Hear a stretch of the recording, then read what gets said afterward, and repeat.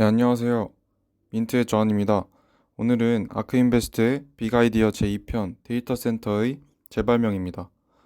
이번 영상부터는 과거에 어떤 일들이 어떤 식으로 흘러왔는지 그런 양상을 되짚어보는 내용보다는 현재와 미래에 어떻게 시장이 흐르고 앞으로 어떻게 흐를 것인지를 평가하고 추정하는 내용들 위주로 여러분께 전달해드리고자 합니다.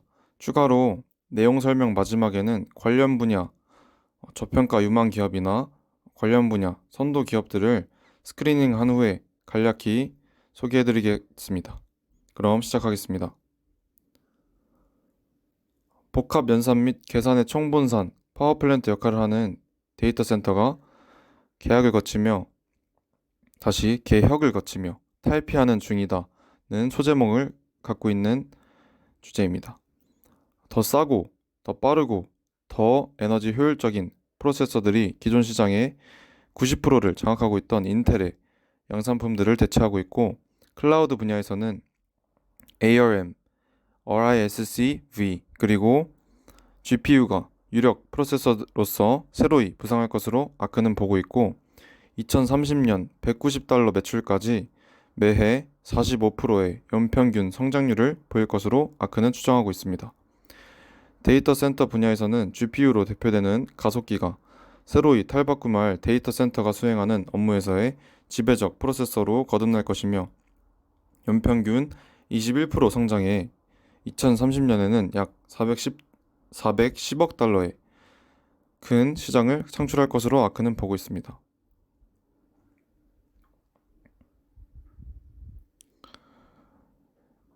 매 수십 년마다 데이터 센터 분야에 지갑 변동이 생긴다는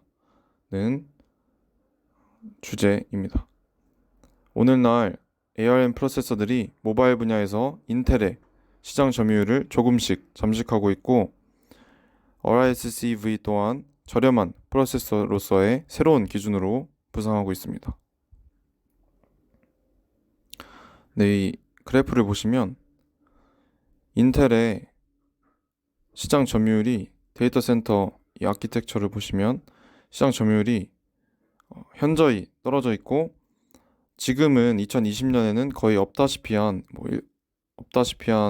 ARM과 RISC-V가 2030년 약 10년 뒤에는 시장의 71% 시장의 약 4분의 3 정도를 파일을 먹고 있는 모습을 볼 수 있습니다. 네, 다음 슬라이드는 인텔이 시간이 갈수록 얼어붙고 있다는 주제의 PPT입니다. 아크는 ARM과 RISC-V의 조합이 서버 시장 상에서 2020년 점유율 0%에서 2030년 점유율 71%까지 점유율을 대폭 확장할 것으로 보고 있습니다. 10년 뒤 바야흐로 ARM과 RISC-V의 세상이 도래할 것을 아크는 전망하고 있습니다. 그래프를 보시면 인텔은 2016년부터 이 무어의 법칙에서 어긋나는 수준이 저조한 개발력을 보여줬고 2020년 현재 TSMC가 인텔보다 한 세대 앞선 프로세서를 대량 생산 중에 있습니다.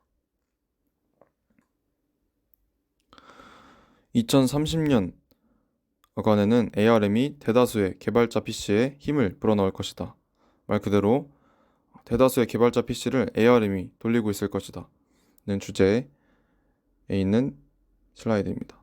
현재 거의 모든 소프트웨어 개발자들이 인텔의 x86으로 운영되는 윈도우, 맥, 리눅스를 기반으로 코딩하고 있지만 애플은 기존의 3명 중 1명의 33% 정도의 개발자들이 사용하던 맥의 CPU를 앞으로 2년 동안 기존 x86에서 ARM으로 바꿀 계획이며 마이크로소프트 또한 ARM 프로세서를 지원하기 위한 노력을 배가시키는 중입니다.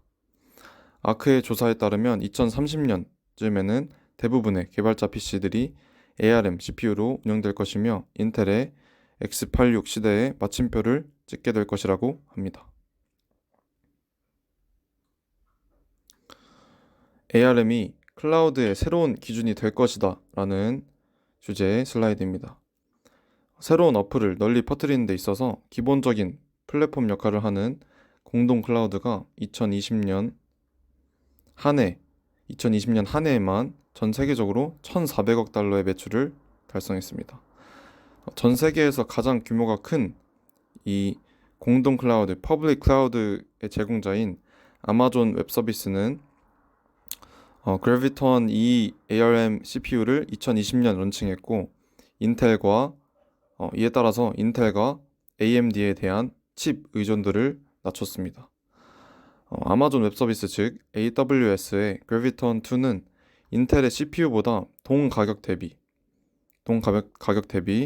48%더 높은 퍼포먼스를 보여줍니다. 미래에는 AWS가 서버의 대부분을 ARM 프로세서 기반으로 탈바꿈할 것으로 전망하고 있습니다.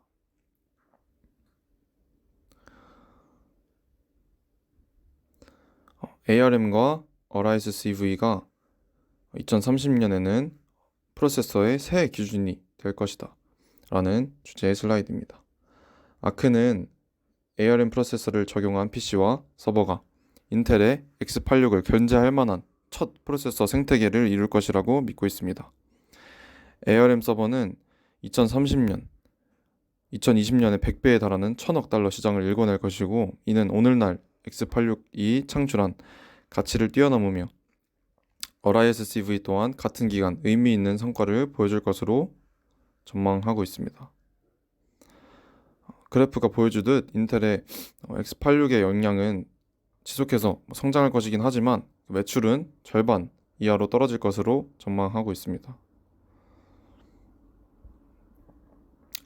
2030년에는 CPU의 현 역할을 가속기들이, 엑셀러레이터들이 대체할 것이다 라는 주제의 슬라이드입니다.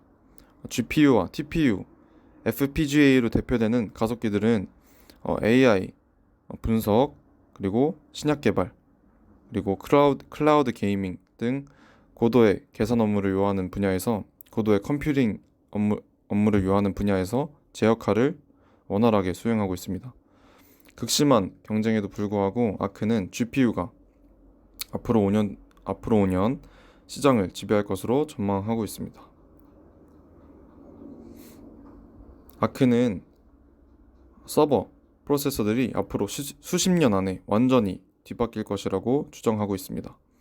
ARM과 Arise CV가 클라우드 시장에서 인텔의 X86을 대체하고 연평균 45%의 성장으로 2030년 1,000억 달러 매출을 달성할 것이며 GPU가 독점 중인 가속기가 데이터 센터의 유력하고 지배적인 프로세서로 등극하여서 410억 달러 매출을 달성하기까지 연평균 21% 성장할 것을 전망하고 있습니다.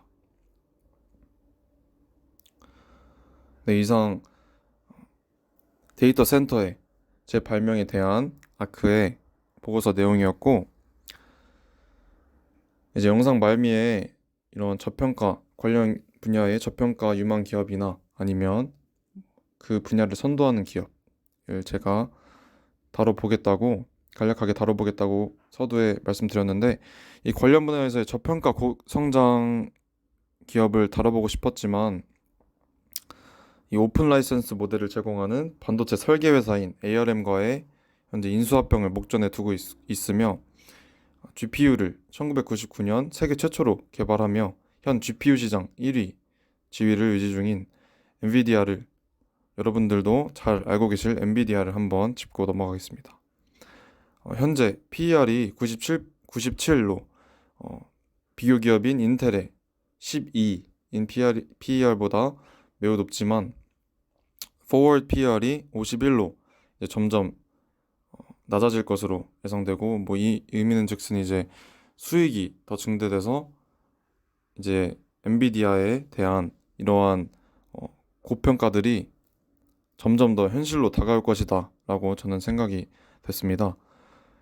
그리고 추가적으로 연평균 20%에 달하는 EPS 성장률과 매출 성장률로 대표되는 기업의 높은 성장성 그리고 아크의 보고서를 통해 알 수 있는 이제 엔비디아의 매출 파이프라인들의 잠재력 예를 들면 ARM 그리고 GPU 등을 미루어 보았을 때 ARM과 무사히 인수합병이 진행되고 GPU 등 프로세서와 가속기 시장에서 엔비디아가 현재 높은 점유율을 지속해서 방어하며 오히려 나중에는 더 영역을 넓혀간다면 아직 이미 고평가 기업이라고 세간에서는 평가할 수 있겠지만 아직 성장 여력이 매우 충분한 기업이라고 생각됩니다.